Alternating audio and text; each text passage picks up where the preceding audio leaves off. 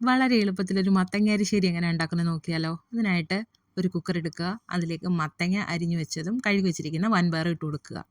ഇനി ഇതിലേക്ക് ആവശ്യത്തിന് വെള്ളവും ഉപ്പും കറിവേപ്പിലയും മഞ്ഞൾപ്പൊടിയും മുളക് പൊടിയും ചേർത്തിട്ട് അടച്ചു വെച്ചിട്ട് അടപ്പത്ത് ഒരു 5 വിസിൽ വരുന്നിടം വരെ വെക്കാം. ഇനി ഈ നേരം കൊണ്ട് ഒരു ജാറിലേക്ക് തേങ്ങ, ചുമന്നുള്ളി, വെളുത്തുള്ളി, ജീരകം, ആവശ്യത്തിന് വെള്ളം ഇത്രയും ചേർത്ത് നന്നായിട്ട് അരച്ചെടുക്കാം. ഫൈൻ പേസ്റ്റാക്കി വേണം എടുക്കാനേ. അപ്പോൾ നമ്മുടെ കുക്കറിൽ വെച്ചിട്ടുള്ള മത്തങ്ങ വൻപയർ റെഡി ആയിട്ടുണ്ട്. ഇതൊരു സ്പൂണിട്ട് ഇളക്കി കൊടുക്കാം. ഇനി അടപ്പത്തൊരു ചീനിച്ചട്ടി വെച്ച് കടുക് വറുത്ത് അതിലേക്ക് കറിവേപ്പിലയും വറ്റൽമുളകും ഇട്ട് കൊടുക്കാം.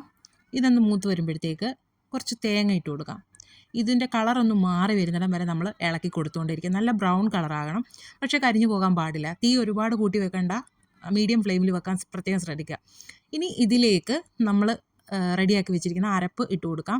ഇതൊന്ന് തിളച്ച് കഴിയുമ്പോഴത്തേക്ക് നമ്മൾ കുക്കറിൽ റെഡിയാക്കി വെച്ചിരിക്കുന്ന മത്തങ്ങ വൻപയർ വേവിച്ചത് ഇട്ട് കൊടുക്കാം. നന്നായിട്ട് ഇളക്കി കൊടുക്കാം. അതിനുശേഷം ഒരു അടപ്പ് പാത്രം കൊണ്ട് നന്നായിട്ട് മൂടി വെക്കാം.